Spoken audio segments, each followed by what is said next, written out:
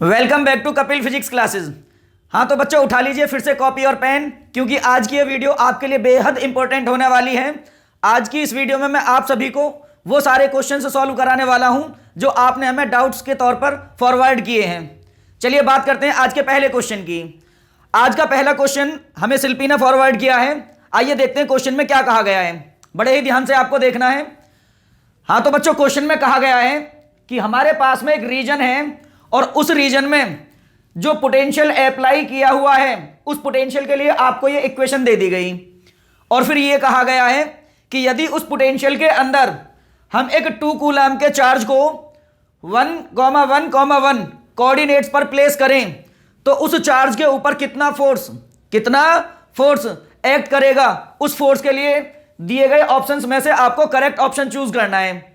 बड़े ही ध्यान से सुनना है बच्चों, बेहद इंपॉर्टेंट क्वेश्चन है।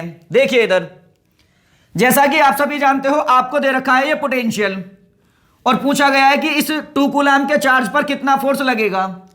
तो बड़े ही ध्यान से आपको सुनना है बच्चों। आप सभी ने एक छोटा सा कॉन्सेप्ट पढ़ा होगा और वो ये है कि E इक्वल्स टू होता है माइनस का dV ओवर dr। अब आप यहां पर देख रहे हैं कि जो ये पोटेंशियल की इक्वेशन आपको दी गई है, ये पोटेंशियल x, y और z तीनों ही डायरेक्शन में है।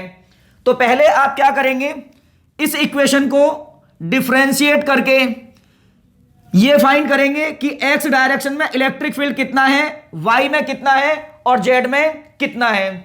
फिर जब तीनों ही डायरेक्शन का इलेक्ट्रिक फील्ड आ जाएगा तो रिजल्टेंट इलेक्ट्रिक फील्ड फाइंड कर लिया जाएगा। तो देखिए बच्चों बड़े ही ध्यान से, इधर हम बात करेंगे पहले इस फॉर्मूले के बेसिस पर इलेक्ट्रिक फील्ड को x डायरेक्शन के लिए लिखेंगे। तो मैंने लिखा वो हो जाएगा Ex। अगर आप इस फॉर्मूले को x डायरेक्शन के लिए लिखना चाहते हो तो ये हो जाएगा माइनस का dV ओवर dx, क्योंकि यहां पर r है, अब हम x डायरेक्शन की बात कर रहे हैं तो ये चीज कन्वर्ट हो जाएगी x में। अब इसे डिफरेंशिएट कीजिए तो ये बन जाएगा Ex इक्वल्स टू माइनस का d over dx of v, और v की जगह पर अब हमें ये इक्वेशन पुट करनी है। तो ये हो जाएगा 6x minus 8xy minus 8y और प्लस में हो जाएगा कितना बच्चों, 6yz। बड़े ही ध्यान से देखिएगा, जब इसे पहले 6x को डिफरेंशिएट करेंगे तो ये हो जाएगा माइनस का 6, ये माइनस माइनस प्लस होगा और ये हो जाएगा कितना बच्चों, यहां से x का 1 हो जाएगा तो ये बनेगा 8y। अब बात करेंगे इसके डिफरेंशिएशन की, क्योंकि हम कर रहे हैं x के रेस्पेक्ट में और यहां पर x की कोई टर्म नहीं है तो इसका डिफरेंशिएशन होगा 0। अब बात करेंगे इसकी तो ये माइनस इस प्लस को फिर से कन्वर्ट कर देगा माइनस में। अब बात करें तो यहां पर भी क्या है, यहां पर भी कोई x नहीं है तो इन दोनों का जो डिफरेंशिएशन होगा वो होगा 0। तो x डायरेक्शन में जो इलेक्ट्रिक फील्ड होगा वो होगा बच्चों इतना। अब उसी तरीके से हम निकालेंगे कि y डायरेक्शन में कितना इलेक्ट्रिक फील्ड है।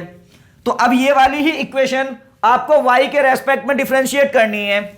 जब इसे y के रेस्पेक्ट में डिफरेंशिएट करेंगे तो ये बन जाएगा बच्चों Ey इक्वल्स टू माइनस का d over dy of v, और v की जगह पर इस इक्वेशन को आप फिर से लिखिए तो ये हो जाएगा 6x माइनस में होगा 8xy और माइनस में होगा 8y और प्लस का होगा कितना बच्चों, 6yz। जब आप इसे डिफरेंशिएट करोगे तो इसका तो 0 होगा, ये माइनस माइनस हो जाएगा प्लस।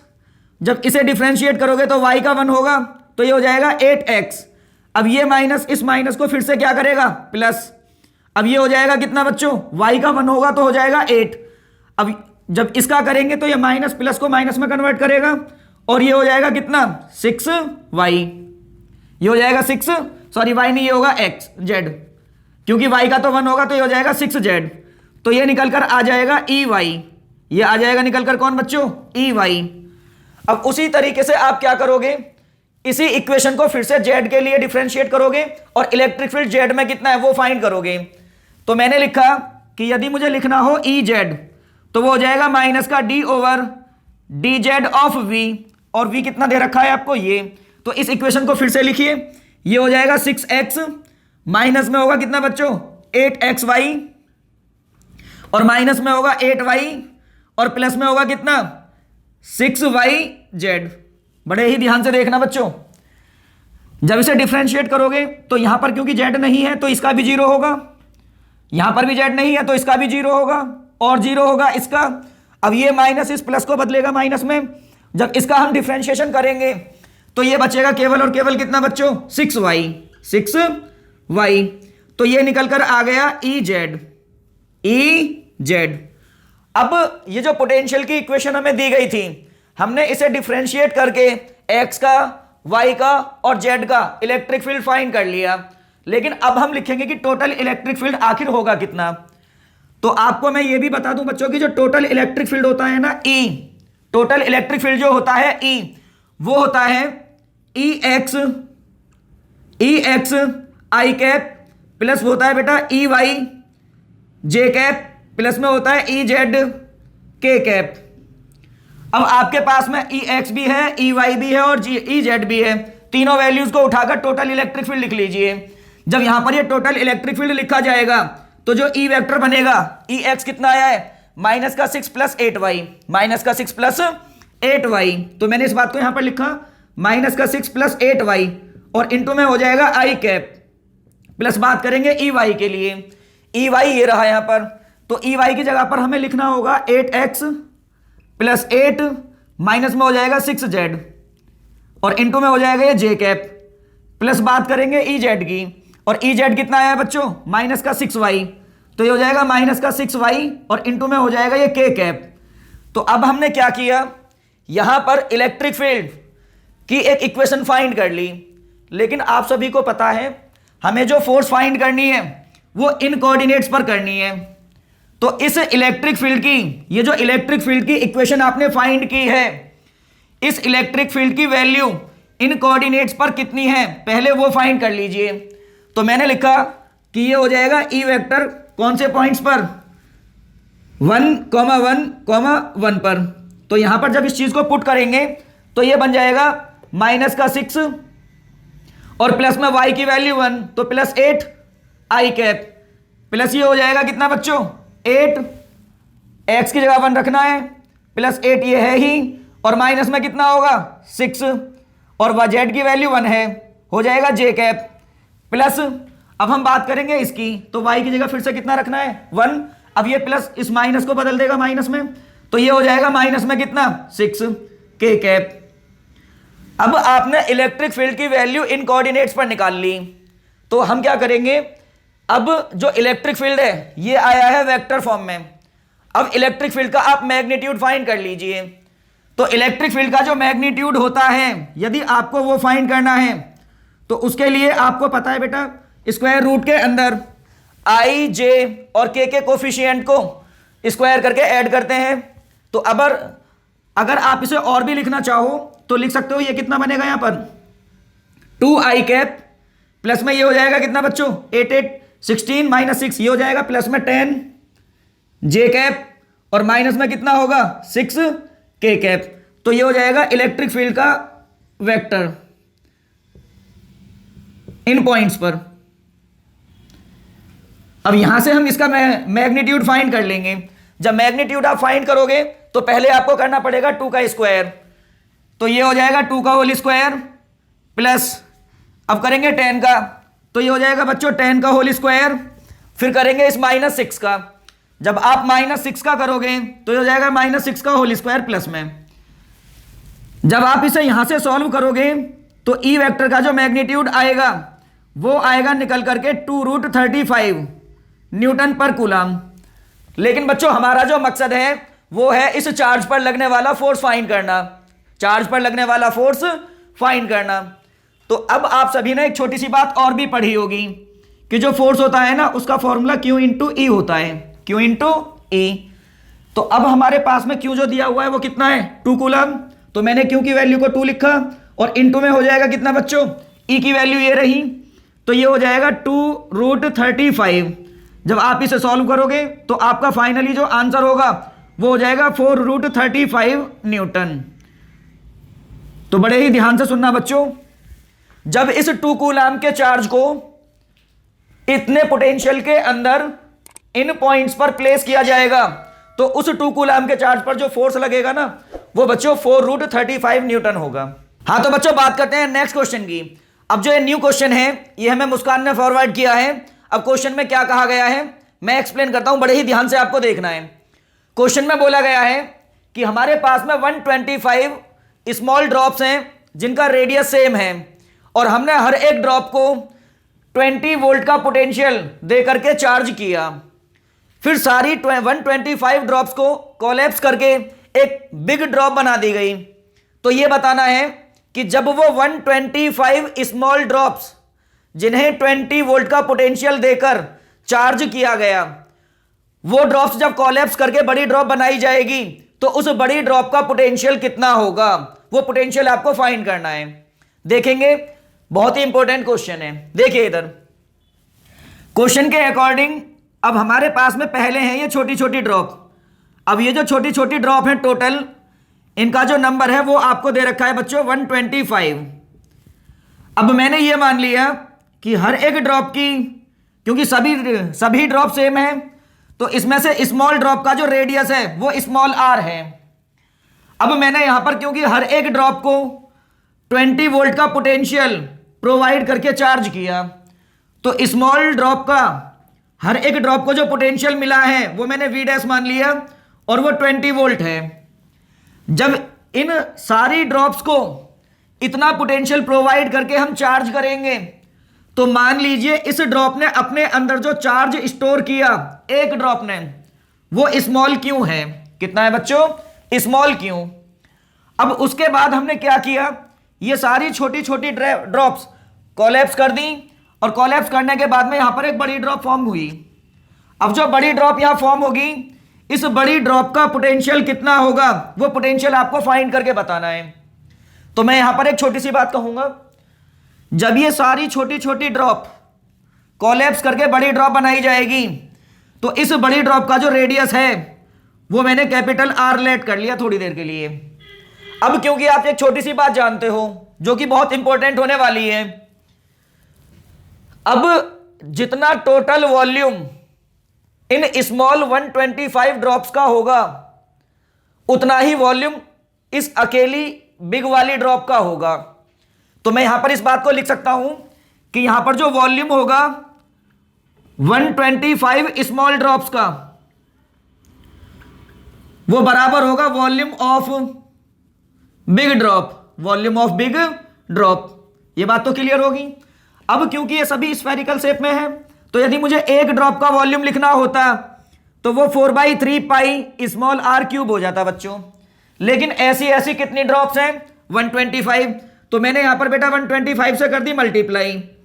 अब ये जो वॉल्यूम है वो बराबर होगा इस बड़ी वाली ड्रॉप के वॉल्यूम के। अब बड़ी वाली ड्रॉप का जो वॉल्यूम है वो हो जाएगा 4/3 पाई कैपिटल आर क्यूब। अब यहां पर 4/3 पाई से 4/3 पाई कैंसिल हो जाएगा। अब ये जो आर क्यूब है ये यहां से जब इसे सॉल्व करोगे तो आर जो निकल कर आएगा फाइनली, कैपिटल आर जो आएगा वो हो जाएगा, जब इसकी पावर बेटा इधर लेकर के आओगे तो ये बचेगा केवल 5 और इसकी जब इसे सॉल्व करोगे तो ये बचेगा केवल आर। तो बड़ी वाली ड्रॉप का जो रेडियस होगा ना वो 5 आर के बराबर होगा। कितना होगा बच्चों? 5 स्मॉल आर के बराबर। अब मैं एक छोटी सी बात और कहूंगा, क्योंकि एक ड्रॉप के ऊपर चार्ज है कितना? क्यू। तो इन टोटल 125 ड्रॉप्स का जो चार्ज होगा वो 125 इंटू क्यू हो जाएगा।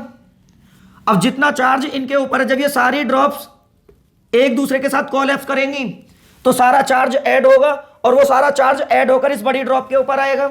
तो यदि मैं यहां पर लिखना चाहूं charge on big drop, charge on big drop, तो इस बड़ी ड्रॉप का जो चार्ज होगा ना वो मैंने कैपिटल क्यू लेट कर लिया और वो कैपिटल क्यू जो होगा वो इन 125 ड्रॉप्स के टोटल चार्ज के बराबर होगा।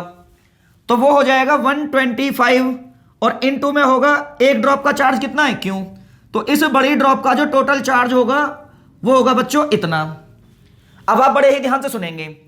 पहले मैं यहां पर लिखना चाहता हूं कि जब छोटी ड्रॉप का रेडियस आर है और उसका चार्ज क्यू है तो इस अकेली छोटी ड्रॉप के ऊपर पोटेंशियल कितना होगा। तो मैं लिखना चाहता हूं potential of smaller drop.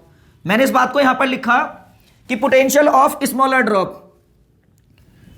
Potential of smaller drop.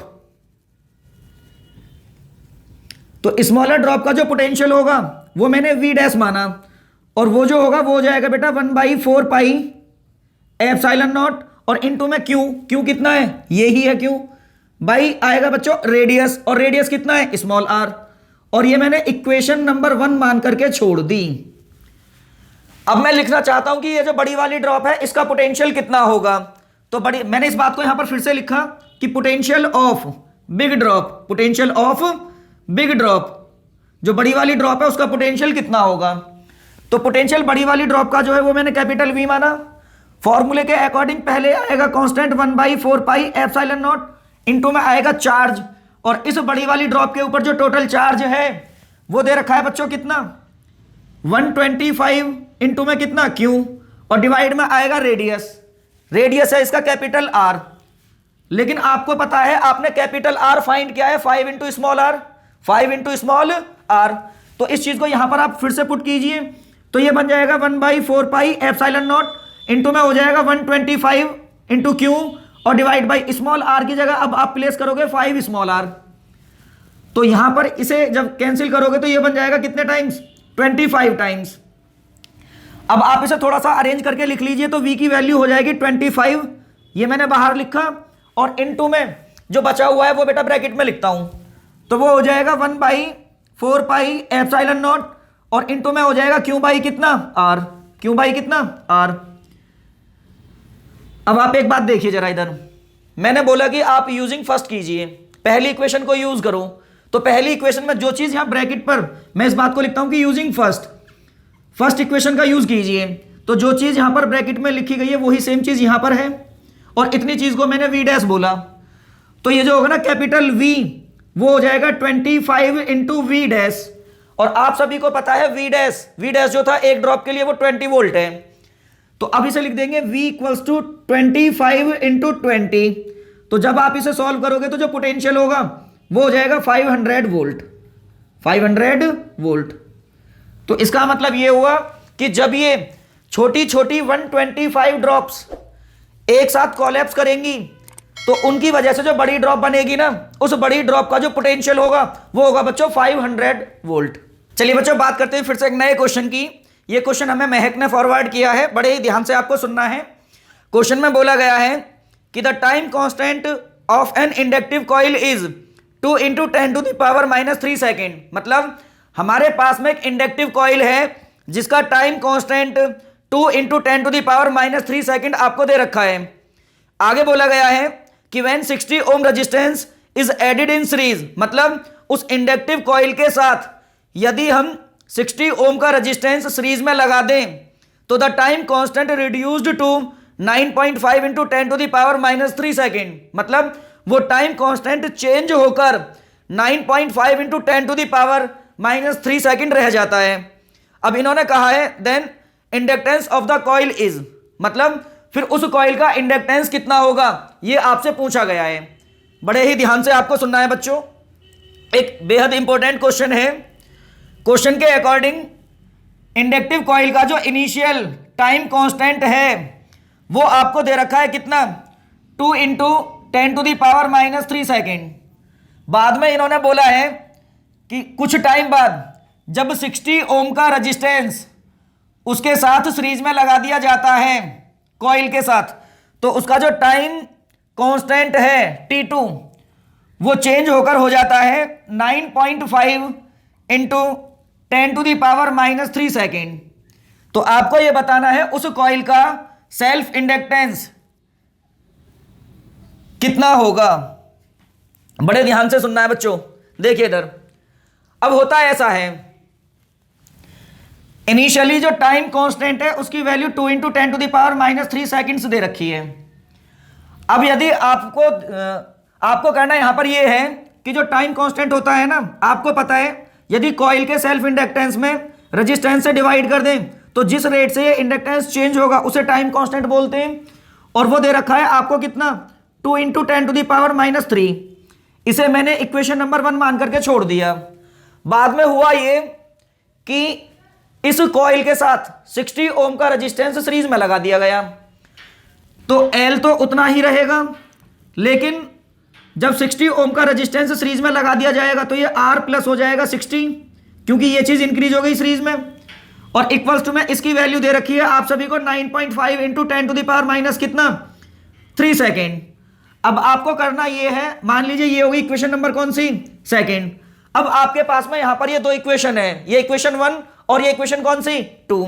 अब आप इन दोनों इक्वेशंस को सॉल्व करेंगे, मैं लिखता हूं इस बात को, सॉल्विंग फर्स्ट एंड सेकेंड। अब आप इन दोनों इक्वेशंस को सॉल्व कर लीजिएगा और सॉल्व करने के बाद में आंसर आपका आ जाएगा, और जो भी आंसर आए उसे हमें कमेंट बॉक्स में कमेंट करके जरूर बताएं। चलिए बच्चों बात करते हैं एक नए क्वेश्चन की। ये नया क्वेश्चन हमें नेहा ने फॉरवर्ड किया है। अब क्वेश्चन में क्या कहा गया है बड़े ध्यान से आप सभी सुन लीजिएगा। क्वेश्चन में बोला गया है कि when a wire of resistance 12R is bent to form a circle, मतलब हमारे पास में एक वायर है जिसका रेजिस्टेंस 12R है, ये वायर हमने बेंट करके एक सर्कल बना दिया। फिर इन्होंने आगे बोला है कि the effective resistance across its diameter is, मतलब जो सर्कल आपने बनाया है उस सर्कल के डायामेट्रिक अपोजिट एंड्स पर वो कितना इफेक्टिव रेजिस्टेंस ऑफर करेगा, वो इफेक्टिव रेजिस्टेंस यहां आपको फाइंड करके बताना है। बड़े ध्यान से आप देख लीजिएगा बच्चों। मान लीजिए कि ये है वो वायर जिसका रेजिस्टेंस आप सभी को कितना दे रखा है 12 कैपिटल R। अब क्योंकि मैंने इस वायर को बेंड करके एक सर्कल बना दिया, अब ये जो सर्कल यहां पर बना है ये होगा उसका डायामीटर। तो ये जो डायामेट्रिक अपोजिट एंड्स है ना, जिन्हें मैंने नाम दिया है A और B, इन डायामेट्रिक अपोजिट एंड्स के अक्रॉस ये सर्कल कितना इफेक्टिव रेजिस्टेंस ऑफर कराएगा, वो रेजिस्टेंस आपको यहां पर फाइंड करके बताना है। तो मैं बच्चों आपको एक छोटी सी बात ये भी बता दूं, क्योंकि ये सारा वायर इस सर्कल को बनाने में यूज हुआ। अब यदि बात करें डायमेट्रिक अपोजिट एंड्स पर, तो जितनी ऊपर वाले पार्ट की लेंथ होगी उतनी लेंथ होगी नीचे वाले पार्ट की। तो इसका जो टोटल रेजिस्टेंस है, आपको पता है कि जो रेजिस्टेंस होता है वो लेंथ के डायरेक्टली प्रोपोर्शनल होता है, लेंथ के डायरेक्टली प्रोपोर्शनल होता है। तो उस बेसिस पर ये जो ऊपर वाला पार्ट है, क्योंकि इसे बनाने में ठीक इस वायर का आधा पार्ट यूज हुआ होगा, तो इस ऊपर वाले पार्ट का जो अपना रेजिस्टेंस होगा वो इसका जस्ट हाफ होगा, वो हो जाएगा 6R। और यदि मैं नीचे वाले पार्ट में जो ये वायर लगा हुआ है इसके रेजिस्टेंस की बात करूं तो वो भी कितना हो जाएगा बच्चों 6R। अब क्योंकि हमें A और B के बीच में इफेक्टिव रेजिस्टेंस बताना है, तो यहां पर आप मान लीजिए आपने एक बैटरी कनेक्ट कर दी इस तरीके से। जब आप यहां पर ये बैटरी कनेक्ट करोगे तो आप देखोगे कि ये जो दोनों वायर्स हैं, वायर कह दो या रेजिस्टेंस कह दो, अच्छा समझ आए इसलिए मैंने रेजिस्टेंस का सिंबल बनाकर दिखा दिया।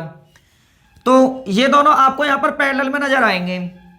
तो अब यदि आपको इस पूरे सर्किट का बोले तो पॉइंट ए और बी के बीच का इफेक्टिव रेजिस्टेंस फाइंड करना हो तो लगाइए पैरेलल कॉम्बिनेशन वाला फॉर्मूला। जब पैरेलल कॉम्बिनेशन वाले फॉर्मूले से आप नेट रेजिस्टेंस फाइंड करोगे तो जो नेट रेजिस्टेंस होगा ना वो होता है बच्चों R1 R2 अपॉन होता है R1 प्लस कितना R2। तो ये हो जाएगा 6R इंटू 6R और डिवाइड बाई कितना 6R प्लस 6R। तो ये हो जाएगा बच्चों कितना 3R। इसका जो एग्जैक्ट आंसर आएगा, जो फाइनल आंसर होगा वो होगा 3R। चलिए बच्चों बात करते हैं फिर से एक नए क्वेश्चन की। ये जो क्वेश्चन है ये हमें अननोन नंबर से फॉरवर्ड हुआ है। इस बच्चे का नाम मुझे पता नहीं है, लेकिन जिसने भी ये क्वेश्चन भेजा है बेहद इंपॉर्टेंट क्वेश्चन है, बड़े ही ध्यान से आपको देखना है बच्चों। क्वेश्चन में बोला गया है कि ए charge particle after being accelerated through a potential difference capital V enters a uniform magnetic field and moves in a circle of radius small r। मतलब हमारे पास में चार्ज पार्टिकल है, जब उस चार्ज पार्टिकल को V पोटेंशियल प्रोवाइड करके हमने accelerate किया और एक्सिलरेट करा करके उसे एक मैग्नेटिक फील्ड के अंदर एंटर कराया, तो वो r रेडियस के सर्कुलर पाथ में घूमने लगा। फिर इन्होंने आगे बोला है कि इफ V इज डबल्ड, मतलब यदि हम अप्लाइड पोटेंशियल को डबल कर दें, तो इन्होंने आगे पूछा है the radius of circle will becomes. तो पोटेंशियल को डबल करने पर सर्कल की जो रेडियस होगी उस रेडियस पर क्या फर्क पड़ेगा, ये आपको यहां पर बताना है। बेहद इंपॉर्टेंट क्वेश्चन है, और मैं ये भी कहूंगा जिस बच्चे ने भी ये क्वेश्चन फॉरवर्ड किया है वो हमें कमेंट बॉक्स में अपना नाम जरूर बताएं। देखिए इधर क्वेश्चन के अकॉर्डिंग हमारे पास में ये एक चार्ज है जिसे इनिशियली हमने कितना पोटेंशियल प्रोवाइड किया, V। जब इतना पोटेंशियल हमने इस पार्टिकल को प्रोवाइड किया और उसे मैग्नेटिक फील्ड के अंदर से पास किया, तो वो इनिशियली r रेडियस के सर्कुलर पाथ में रिवॉल्व करता है। फिर इन्होंने ये कहा है कि यदि अब इस अप्लाइड पोटेंशियल को V से 2V कर दें, V से इंक्रीज करके डबल कर दें, यानी कि 2V कर दें, तो जो सर्कुलर पाथ का रेडियस होगा ना, वो रेडियस R2 जो होगा वो कितना होगा, ये आपको बताना है। तो बच्चों बड़े ही ध्यान से आपको सुनना है। आप सभी जानते हो कि जब किसी चार्ज पार्टिकल को मैग्नेटिक फील्ड के अंदर से हम पास कराते हैं और वो सर्कुलर पाथ में रिवॉल्व करता है, तो उस सर्कुलर पाथ का जो रेडियस होता है ना, उस रेडियस को कैलकुलेट करने के लिए फॉर्मूला होता है mv और डिवाइड बाई होता है q इंटू बी। ये रेडियस का फॉर्मूला होता है। लेकिन यहां पर कंडीशन कुछ ऐसी है कि क्वेश्चन में हमें रेडियस की डिपेंडेंसी पोटेंशियल पर चाहिए। रेडियस की डिपेंडेंसी किस पर चाहिए? पोटेंशियल पर। तो बड़े गौर से देखिएगा। तो सबसे पहले, क्योंकि पार्टिकल का मास भी होगा, चार्ज भी होगा, मैग्नेटिक फील्ड भी है, और नहीं है तो पार्टिकल की वेलोसिटी, तो सबसे पहले ही जो रेडियस का अपना ओरिजिनल फॉर्मूला होता है, इसमें से हम वेलोसिटी को चेंज करके इसे पोटेंशियल की फॉर्म में कन्वर्ट करेंगे। तो बड़े ध्यान से सुनिएगा। आप सभी ने बच्चों काइनेटिक एनर्जी के लिए एक फॉर्मूला पढ़ा होगा, वो होता है हाफ mv²। ये एक बेटा बहुत ही इंपॉर्टेंट पॉइंट है जो मैं आपको बता रहा हूं, ध्यान से देखिएगा इसे। ये आने वाले काफी सारे क्वेश्चंस में आपको यूज भी करना होगा। देखिए, काइनेटिक एनर्जी का एक फॉर्मूला होता है हाफ mv²। ये मैंने इक्वेशन 1 मान ली। फिर आपको ये भी बताया गया है, प्रॉपर तरीके से बताया था जब क्लास चलती है, कि जब किसी क्यू चार्ज के पार्टिकल को हम v पोटेंशियल प्रोवाइड करके एक्सिलरेट कराते हैं, तो उस पार्टिकल की जो काइनेटिक एनर्जी होती है ना k, वो q इंटू वी होती है, q इंटू वी होती है। और ये मैंने इक्वेशन नंबर मान ली सेकेंड। अब आप इन दोनों इक्वेशंस को इक्वेट कर लीजिए। तो मैंने बोला फर्स्ट इक्वेटिंग सेकेंड। जब दोनों इक्वेशंस को इक्वेट करोगे तो ये बन जाएगा हाफ mv² इक्वल्स टू, ये हो जाएगा q इंटू कितना, कैपिटल V। बच्चों डिफरेंस क्रिएट करना है। ये स्मॉल v है वेलोसिटी और कैपिटल V है पोटेंशियल। ये इसमें यहां पर सबसे बड़ा पॉइंट होता है। कई बार बच्चे यहां पर कंफ्यूज हो जाते हैं, लेकिन आपको जरा भी कंफ्यूज नहीं होना है। आगे देखिए, अब आप यहां से v की वैल्यू, ये जो वेलोसिटी है इसे निकाल लीजिए। तो वेलोसिटी की वैल्यू यदि आप यहां से निकालना चाहो तो ये हो जाएगा 2qv, 2qv, और डिवाइड में कितना आएगा बच्चों, m, और उसके पूरे के ऊपर आ जाएगा स्क्वायर रूट। तो आप इस वेलोसिटी की वैल्यू को यहां से उठाइए और रेडियस का जो ये अपना फॉर्मूला होता है इसमें पुट कीजिए। जब आप इस वैल्यू को यहां से उठाकर यहां पर पुट करेंगे तो रेडियस का जो नया फॉर्मूला बनेगा ना, वो बन जाएगा बच्चों कितना, r इक्वल्स टू, ये m था, डिवाइड में q इंटू कितना है, b, डिवाइड में q इंटू b, और वेलोसिटी की जगह पर हमें लिखना है अंडर रूट 2qv और डिवाइड में कितना, m। अब ये जितनी भी चीजें यहां से बाहर है ना रूट के, इन्हें अंदर ले जाइए आप। जब इन सारी चीजों को आप अंदर लेकर के जाओगे तो रेडियस के लिए फॉर्मूला बन जाएगा। जब ये m अंदर जाएगा तो m की पावर 2 होगी और इनटू में हो जाएगा 2qv, डिवाइड बाई जब इसे अंदर ले जाओगे तो ये हो जाएगा q² b² और इनटू में हो जाएगा m। अब आप करेंगे ये, इस q से इस q की पावर कैंसिल करेंगे, m से इसकी ये पावर कैंसिल होगी, तो फाइनली जो यहां से रेडियस का फॉर्मूला निकल कर आएगा वो आएगा बच्चों कितना, वो हो जाएगा m, या लिख सकते हैं अंडर रूट में 2, ये हो जाएगा अंडर रूट में 2mv डिवाइड बाई हो जाएगा कितना, ये हो जाएगा डिवाइड में qb²। अब बच्चों जरा बड़े ध्यान से आपको देखना है, ये रेडियस का वो फॉर्मूला है जो पोटेंशियल पर डिपेंड करता है। किस पर डिपेंड करता है? पोटेंशियल पर। अब यदि देखा जाए तो 2b कांस्टेंट है, ये m पार्टिकल का मास है जो कि दोनों ही कंडीशंस में कांस्टेंट रहना है। बात करते हैं क्योंकि जब पार्टिकल एक है तो उसका चार्ज भी फिक्स होगा, मैग्नेटिक फील्ड यूनिफॉर्म दे रखा है तो ये भी कांस्टेंट। तो यहां से रेडियस जो डिपेंड करेगा वो सिर्फ और सिर्फ पोटेंशियल पर करेगा। तो मैं इस बात को यहां से चाहूं तो इन शॉर्ट लिख सकता हूं कि जो पार्टिकल का रेडियस होता है वो डायरेक्टली प्रोपोर्शनल होता है अंडर रूट v के। अब इस चीज को आप पहले अपनी इनिशियल कंडीशन के लिए अप्लाई कर लो। जब इनिशियल कंडीशन के लिए अप्लाई करोगे तो जो रेडियस है, इनिशियल रेडियस है, इस कंडीशन को जब आप इनिशियली अप्लाई करोगे यहां के लिए, तो इस कंडीशन से निकलकर आएगा बच्चों क्या, जो रेडियस होगा इनिशियल वाला r, वो हो जाएगा अंडर रूट में कितना, डायरेक्टली प्रोपोर्शनल होगा सिर्फ और सिर्फ किसके, v के। और अगर मैं फाइनल कंडीशन से बात करूं तो जो फाइनल हमारा v2 होगा, क्या होगा, सॉरी रेडियस होगा r2, क्योंकि अब की बार हमने पोटेंशियल v से बढ़ाकर 2v कर दिया, तो वो हो जाएगा बच्चों में कितना, बच्चों कितना होगा, डायरेक्टली प्रोपोर्शनल हो जाएगा under root 2v, under root 2v। अब आपके पास में दो इक्वेशंस बनी हैं, ये है इक्वेशन 1 और ये है इक्वेशन नंबर कौन सी, सेकंड। आप मेरे कहने से सेकंड में फर्स्ट से डिवाइड कर दीजिए, तो ये हो जाएगा r2 divide by r1 equals to, ये हो जाएगा अंडर रूट 2v और डिवाइड बाई कितना होगा, अंडर रूट में कितना v। मैंने इस चीज को अलग अलग करके लिख दिया, अंडर रूट v से ये हो जाएगा कितना, रूट 2v से अंडर रूट v से अंडर रूट v कैंसिल होगा, तो जो r2 होगा, r2 होगा वो हो जाएगा कितना, अंडर रूट 2 और इनटू में r। तो बेटा जो फाइनल हमारा आंसर आएगा ना वो आएगा इतना। चलिए बच्चों बात करते हैं फिर से एक नए क्वेश्चन की। ये जो क्वेश्चन है ये हमें अमन राणा ने फॉरवर्ड किया है। अब क्वेश्चन में क्या कहा गया है बड़े ध्यान से सुन लीजिएगा। क्वेश्चन में बोला है कि an air capacitor is charged with an amount of charge small Q, मतलब हमारे पास में एक एयर कैपेसिटर है जिसे हमने क्यू चार्ज दे करके चार्ज किया। इन्होंने आगे बोला है and dipped into an oil tank, और फिर उस कैपेसिटर को ऑयल टैंक के अंदर डिप कर दिया। आगे बोला गया है if the oil is pumped out the electric field between the plates of capacitor will be, मतलब अब यदि उस कैपेसिटर की प्लेट्स के बीच में से जो ऑयल था उसे पंप्ड आउट कर दिया जाए, तो बताना यह है कि जो कैपेसिटर की प्लेट्स के बीच में इलेक्ट्रिक फील्ड होता है उस पर क्या इफेक्ट पड़ेगा। उसके लिए दिए गए ऑप्शंस में से करेक्ट ऑप्शन चूज करना है। सुनेंगे और देखेंगे, बहुत ही इंपॉर्टेंट क्वेश्चन है बच्चों।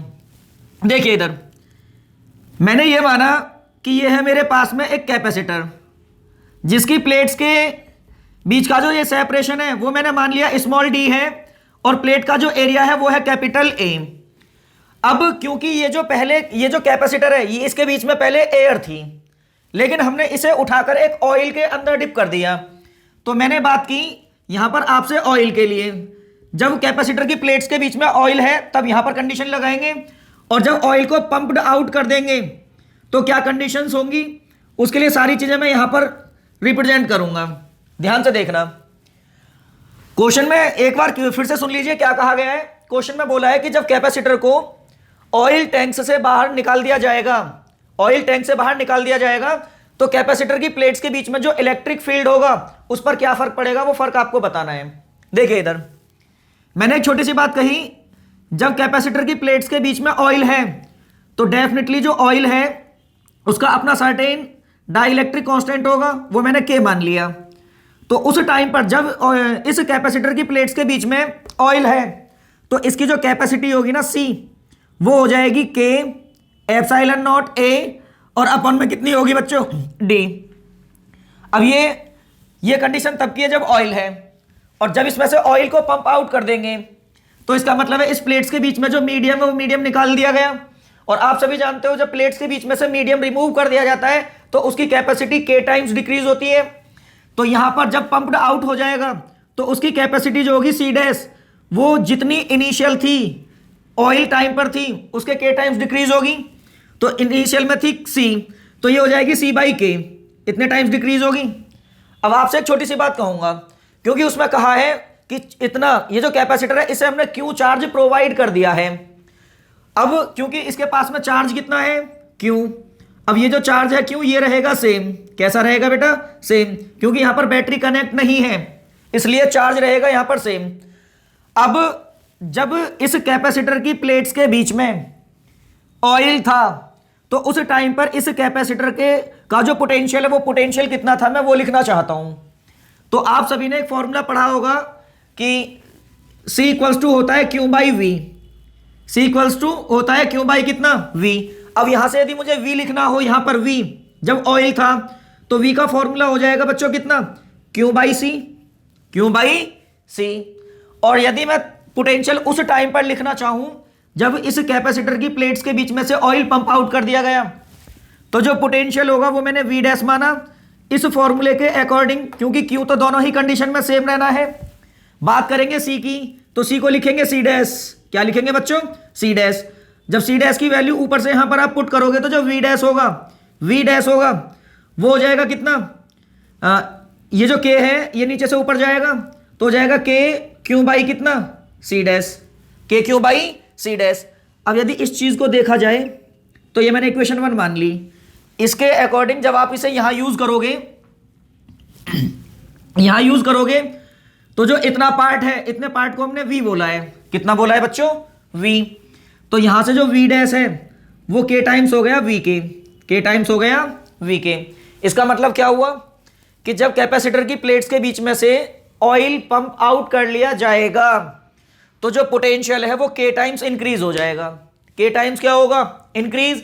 लेकिन हमें बताना है इलेक्ट्रिक फील्ड पर क्या फर्क पड़ेगा, इलेक्ट्रिक फील्ड पर क्या फर्क पड़ेगा। तो इलेक्ट्रिक फील्ड के लिए आपने फॉर्मूला पढ़ा है, वो होता है V by D, V by D equals to V by D. अब आपको पता है जब यहां पर इलेक्ट्रिक फील्ड E डैश लिखोगे तो V डैश अपॉन डी होगा, क्योंकि D में तो कोई चेंज है नहीं। अब आपको ये भी पता है ये जो D है ये सेम है, V डैश आपका इंक्रीज हो चुका है K टाइम्स। जब V डैश इंक्रीज हो चुका है तो E डैश भी क्या होगा? इंक्रीज। तो इसका मतलब ये हुआ कि जब इस कैपेसिटर की प्लेट्स के बीच में से ऑयल को पंप आउट कर लिया जाएगा तो पंप आउट करने के बाद में प्लेट्स के बीच का जो इलेक्ट्रिक फील्ड होगा ना वो डेफिनेटली बच्चों क्या होगा? इंक्रीज। क्या होगा? इंक्रीज। अब बच्चों बड़े ही ध्यान से आप सुनेंगे, इस वीडियो में हम लास्ट करेंगे इसी क्वेश्चन के साथ। हाँ तो बच्चों अब यदि आपके भी ऐसे ही कुछ डाउट्स हैं तो आप हमें कमेंट बॉक्स में कमेंट भी कर सकते हैं और वर्क हार्ड करते रहिए, क्योंकि किसी ने कहा है everything is easy when you are busy in your target. और अब यदि आपको यह वीडियो पसंद आई हो तो हमारे चैनल कपिल फिजिक्स क्लासेस को सब्सक्राइब करें और वीडियोस को लाइक और ज्यादा से ज्यादा शेयर करें। थैंक्स।